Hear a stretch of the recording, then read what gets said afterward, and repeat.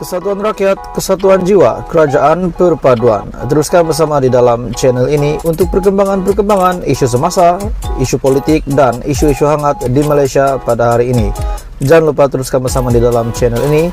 Tekan butang like, share, dan subscribe channel ini untuk perkembangan terkini politik di Malaysia.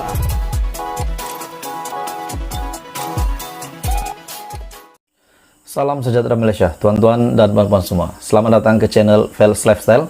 Jangan lupa tekan like, share, dan subscribe channel ini supaya kamu tidak terlepas perkembangan-perkembangan politik dan isu-isu semasa daripada channel ini.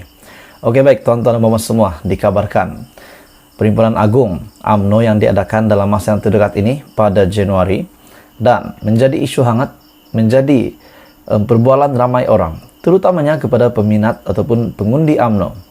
Siapa yang akan menjadi Presiden UMNO dan siapa yang akan menjadi timbalan Presiden UMNO? Adakah Zaid Hamidi dan Tok Mat dikekalkan ataupun akan ada pengundian baharu ataupun sistem demokrasi di dalam parti UMNO mungkin tidak lagi aktif dan mereka berdua akan dikekalkan? Hari ini satu kenyataan daripada Ahmad Maslan yang paling mengejutkan dan saya nak share kepada kamu semua. UMNO pindah perlembagaan, gugur keahlian, tambah perwakilan. Gugur keahlian.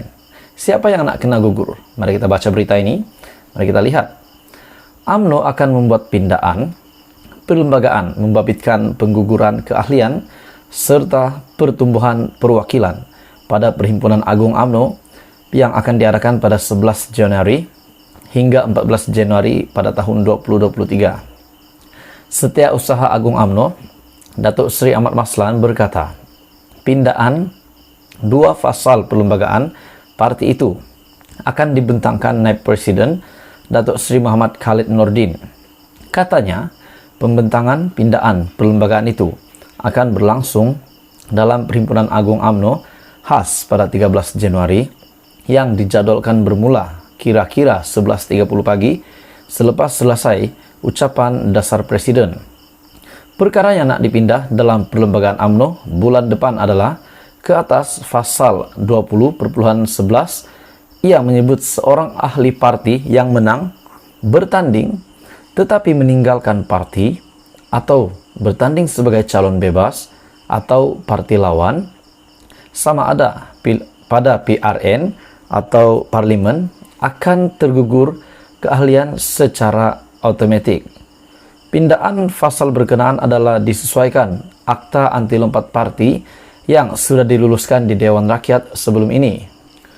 Selain daripada itu, UMNO juga akan turut memindah fasal 8.4 kepada Ketua Penerangan Bahagian Wanita, Pemuda dan Puteri secara otomatik menjadi perwakilan dalam Perhimpunan Agung UMNO setiap tahun. Oleh itu, perwakilan akan bertambah seramai 191 orang masing-masing ke Perhimpunan Agung UMNO serta Perhimpunan Agung UMNO membabitkan sayap wanita, pemuda dan puteri katanya. Beliau berkata demikian pada sidang media di Pusat Khidmat Ahli Parlimen Pontian di Api-Api di sini pada hari ini. Perhimpunan Agung UMNO 2022 yang sebelum ini dijadwalkan pada 21 hingga 24 Desember telah ditangguhkan kepada 11 hingga 14 Januari. Mengulas selanjut, Ahmad Maslan yang juga timbalan Menteri Kewangan dan ahli Parlimen Pontian berkata, sebelum ini hanya 7 individu daripada setiap bagian parti yang secara otomatik menjadi perwakilan pada Perhimpunan Agung UMNO. Jadi menurut kenyataan daripada Ahmad Maslan ini, di mana perkara yang nak dipindah dalam perlembagaan UMNO bulan hadapan adalah ke atas pasal 20.11. Ia menyebut seseorang ahli parti yang menang bertanding tetapi meninggalkan parti atau bertanding sebagai calon bebas atau parti lawan sama ada pada pilihan raya negeri atau parlimen akan tergugur keahlian secara otomatik. Jadi ini juga salah satu langkah yang sangat bijaksana daripada UMNO setelah mereka pun mengikut apa yang dilakukan oleh Anwar Ibrahim dengan sesiapa MP yang tidak menyokong usul daripada kerajaan perpaduan, mungkin mereka nak lompat parti, secara individu mereka akan otomatik terpaksa mengosongkan kursi mereka. Jadi apa komen Anda berita hari ini? Kenyataan dari Ahmad Maslan yang mengejutkan. Benarkah Hadi Awang bersalah? Apalagi satu lagi pendedahan salah laku yang dilakukan oleh Hadi Awang, Presiden PAS. Apalagi hal yang ditimbulkan oleh Presiden PAS dan apa isu terkini daripada Presiden PAS itu, yaitu Tan Sri Abdul Hadi Awang. Oke, baik. Selamat datang ke channel Fels Lifestyle. Teruskan bersama di dalam channel ini. Jangan lupa tekan like dan share video ini kepada seluruh Malaysia. Dan tekan butang subscribe supaya kamu tidak terlepas perkembangan terkini daripada channel ini. Oke, bukan saya yang cakap Hadi Awang bersalah, tapi salah seorang veteran politik yang sangat dikenali ramai, sangat dikenali oleh pemimpin-pemimpin Barisan Nasional, Perikatan Nasional, Pakatan Harapan, dan semua parti politik di Malaysia.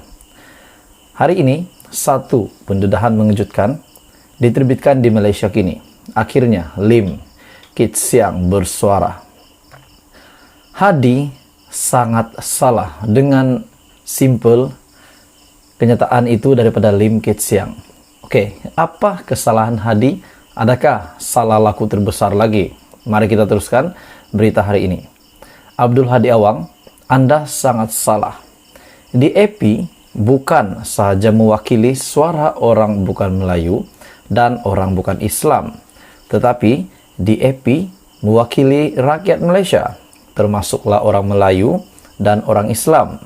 Seminggu selepas undi percaya terhadap Anwar Ibrahim sebagai Perdana Menteri Malaysia yang ke-10 di Parlimen, semakin ramai rakyat Malaysia berpendapat bahawa Datuk Seri Anwar Ibrahim mempunyai peluang yang lebih tinggi untuk kekal sebagai Perdana Menteri selama 5 tahun. Okey, ini saya sangat setuju.